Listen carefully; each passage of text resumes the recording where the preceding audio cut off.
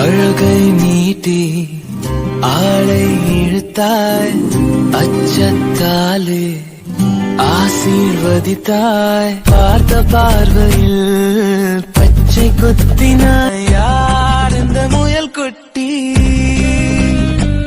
உன் பேர் என்ன முயல் குட்டி?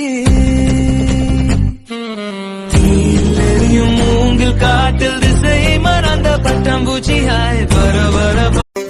அழகை நீட்டி ஆளை இழுத்தாய், அச்சத்தாலே ஆசீர்வதித்தாய். பார்த்த பார்வையில் பச்சை குத்தினாய்.